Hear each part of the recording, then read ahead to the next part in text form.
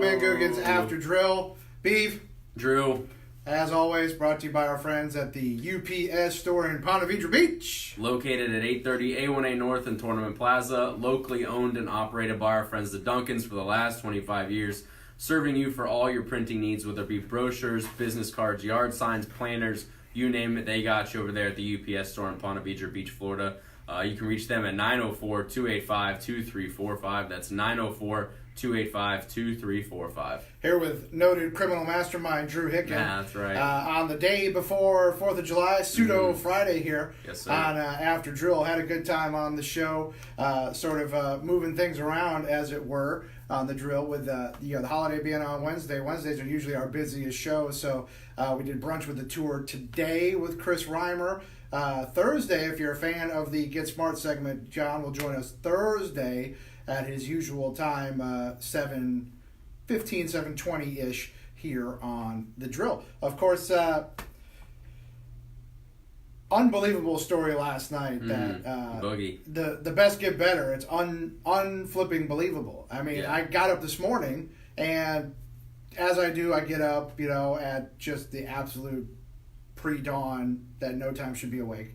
I wake up, usually first order of business, drink some water and look at my phone, see what happened in the in the sports world while I was sleeping. And the first thing I see is one of the news outlets, and it's a Photoshop of the projected Warriors starting five. Says, "Is this the greatest starting So five what is that, the Western in the Conference history of the league?" And All-Star team? I'm like, boy, that looks like Boogie Cousins. Yeah. Oh, it is. We were all thinking he was going to the Lakers. All of a I sudden, thought he was pulls for sure a going to fast the one. Lakers. Now, by the way, apparently he said he had 0 offers in free agency, and so he had to reach out to Golden State. So, as mad as I want to be at Golden State, it's like they're just doing stuff that everyone else. I mean, what do y'all do? And in a lot NBA? of people are complaining about it, like, oh, how can he sign with the Warriors? We had Joe U piss and moan call in and say the NBA needs to step in. But look, can't man, do that in free agency. It's a trade he can veto. You take Boogie at the benefit of the doubt. Even a trade you can't veto if it's within the rules, man. Yeah. The only reason the Chris Paul trade got shut down was because the league owned the Hornets. And that's why it seemed like it was an unfair deal. So the league didn't like their team making any major moves while they were under league ownership. But the Warriors are operating within the rules, man. If you don't want the Warriors to sign Boogie Cousins, then sign Boogie Cousins. Yeah. He's a free agent. He signed for no money with Golden State. That's his right in the Now, the how deal they quickly he'll collectively even bargained. be able to come back is the real Well, question. that's the thing. That's why it's perfect for him, because basically people are saying he gets a 1-year, $5.3 million deal to basically rehab for half the year, get warmed up, and then come back for the playoffs and win a title. Right, he's got a half season, prove it. After the year, Klay Thompson is a free agent and will probably leave. And in another year, Draymond Green will be at the end of his deal, and he's already said he's not taking any kind of discount. He's looking for that max money, so he may be out.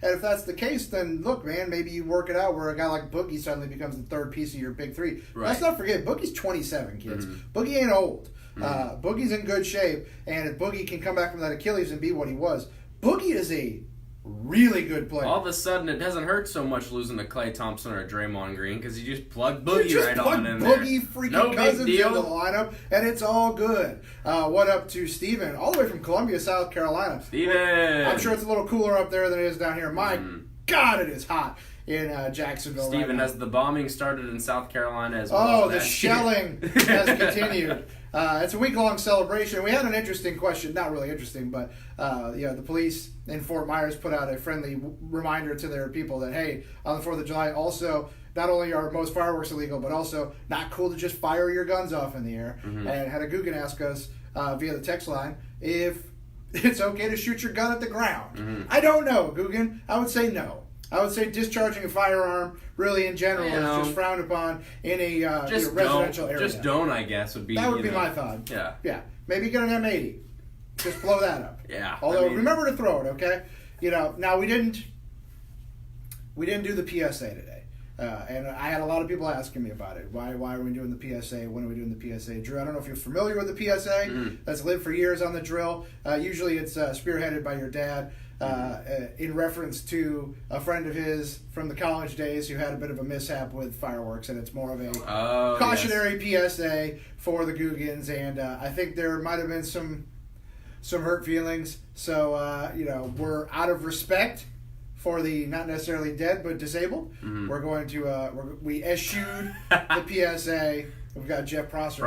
Giving us head on. He, however, should have did closed not. the blinds. That I guess the check didn't go through for his appearance. He's not coming inside. Well, he got the direct deposit, but he can't check it as he lost his phone in Atlanta on his golf trip. He's now on 7 days without a telephone. By the way, speaking of I think traveling, he's printing his invoice right now. Speaking of traveling fiasco, I know I filled you in a little bit yesterday on the passport mishap. Passport gate. My father is now in Toronto by himself. Canada. He's alone Because his companion on the journey to Toronto, his flight was delayed in Philly, so he is now still in Philly waiting his departure. So Danny's in Toronto alone. He's sightseeing by himself. He's sending me pictures, eating by himself. It's good stuff. Eating a big jug of poutine by himself. That's right. Just living the Canadian dream. That's right. Well, that explains why Dan was awake and able to send us his golf picks this morning, because he's got nothing else to do. He's just cold and alone. That's right, cold and alone, man. Just a sad old man in Canada, just hoping for the best. That's right.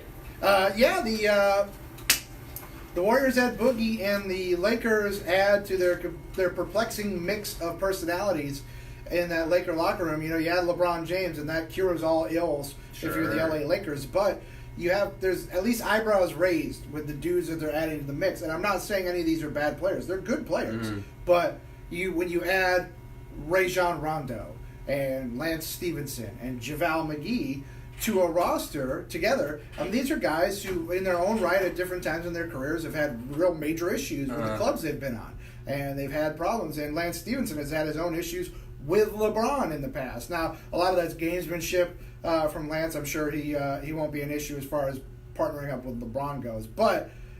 It's just, it's. I think I'd like it's a weird mix. I'd like the Rondo signing a lot more if they didn't already have Lonzo, because now you just have two horrible shooting point guards. Well, and I had this conversation with the late great Styx Devitt, who now has left us. He's dead to us here on the drill. Last night I was talking about he said he didn't like the signing of Rajon Rondo for the Lakers either, and I get it at first blush, because like you said, he is what he is. He's a poor shooting, ball distributing point guard. And if you are the Lakers and you just signed LeBron James, do you need a guy who his only true value is handling the ball and distributing when LeBron is the ultimate distributor? Right. You probably don't need that guy. And to that end, you already have the younger, early level version of that guy in Lonzo Ball. Lonzo can't shoot either. I mean, on the surface, to me, it feels like, well, also there's some value because he's a guy on the court that Lonzo should try and emulate. If Lonzo's going to have a long NBA career, it's playing like Rajon Rondo. He's never going to shoot. He's never going to make buckets.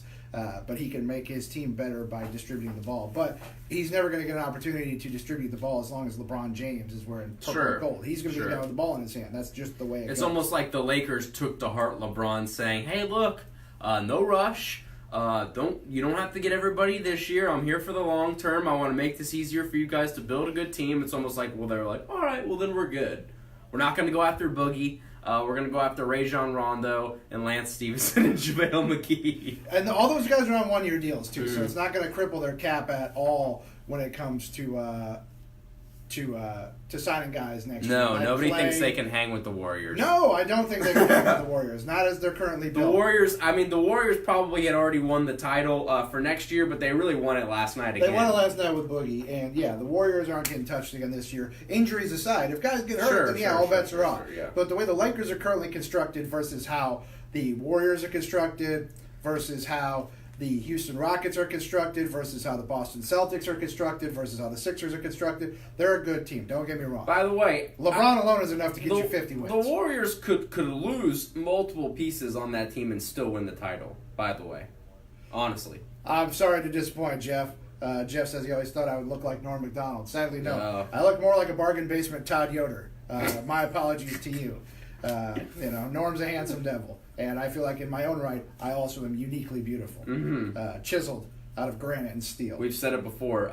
This is what the peak male physique looks like here. You know how hard it is? You know how much work, how much effort goes into this? I mean, honestly. Yeah. Respect it. This, I'm on 15 years of this haircut, too, and it's really convenient, man, because when you get up as early as I do, it's nice just being able to roll out and be Sure. Brush teeth, slap on a little deodorant, and boom, out the door. Off we go. Yeah. And by the way, if you're an early riser like me, guys, you know what I'm talking about. Night showers. Night showers of the way. Night showers. Yeah, it was. But it was a fun morning on the drill. Brunch with the tour, always a good time. Greenbrier coming up, which is always just a weird event. We've got to drop in a little clip from the Falconer from SNL in honor of Phil Mickelson's just bizarre commercial that he always has when he's at the Greenbrier. The Jaguars, obviously, we're just counting the days down until training camp now. Please. We're hoping at least, for a healthy training camp and a hot start in 2018. I need football back, man. It's coming, man. We're right around the corner now. First training camp practice, I believe, is July 23rd. So we're right around the corner. But it's always going to come in, and hopefully, yes, that is correct, Matthew. I am the man. Yeah, that is correct. I don't know what what are your plans for the 4th, Drew? You doing it up big tonight? I know you're working tomorrow. I think I'm just gonna probably bop out around near the beach during the day. That's about it. Nothing too crazy. Like you said, won't be out there late or anything like that. It gets pretty crazy out there at the beach. I would not recommend being out there very late. What up, George? What up, George? I don't know what we're doing, man. I part of me kind of wants to go down to World Golf Village tonight because they've got the fireworks on the 3rd, which is nice when you've got the little guy because you can get if he stays up too late, it's like you've got the day off to sort of sleep it off. Sure. Although my guy doesn't sleep it off, man. He goes to bed and it doesn't matter how late he goes to bed. He's up at about 6:15 every damn day. It does not matter. He gets up and that's it. Ivan Moody. If he got real comfortable. I don't know who Ivan Moody is. I don't either. I am definitely comfortable. That part is for sure. I feel great. I'm very relaxed right now. Drew always puts me at ease. He's got one of those types of personalities. Yeah. He's just he's like a little warm hug. He comes in and just makes you feel right at home. That's right. Especially with the conversation I was having on the phone as I arrived today. Drew was having a very heated conversation with the folks at the DMV. I won't go in depth into it. There was a lot of arguing. Very frustrating. About the quantity of infractions Drew's committed over the course of his driving career, albeit brief. Drew, you'll enjoy this. A little slice of life. We always get into this on the drill. I didn't get a chance to get into this on the air though. I'm not sure why, but I'll do it on After Drill for you people because I love you. Exclusive to the After Drill, unless you follow me on Twitter. That's not so exclusive. Okay. But last night, and my mother-in-law is watching this, so she'll enjoy this story. So last night, I'm getting the petite filet ready for bed. Right. The usual drill. So bedtime at the beef house, we go in, we use the potty, and then we brush our teeth. You know how it goes. The petite filet, by the way, he's going to be 4 in this month. So just to give you an idea of the age. And beef looks like Thor. Tony knows where this is going. I don't feel like I look like Thor, except from the waist down, Tony. But we'll get there. We'll get there in a minute. So we're getting ready for bed, and my man's wearing pull-ups, the nighttime pull-ups, and they've got the Hulk on them. Right. And he's getting ready he's hitting the John, and he's multitasking. So while he's whizzing, he goes, "Dad, does the Hulk pee?" And I go, "Probably." Yeah. He's built like a dude. He's got a big, angry wang. Yeah, and he pees with it. And then he asks me, "Does Iron Man pee?" No. I say, yeah. Probably. He's a guy in a suit. Probably pees. Yeah. So then I feel like that's the end of the conversation. Sure. The little man wakes his way over to the sink. And it takes a turn for the worse. We start brushing the teeth, and he takes a quick pause, and he goes, "Daddy, I think Thor has a big pee-pee." Oh. Okay, petite. And I say, "What do you mean?" You didn't have I'm thinking maybe he's meaning like the volume of like waste product he delivers on any one session. Some guys have large bladders. Right. And no.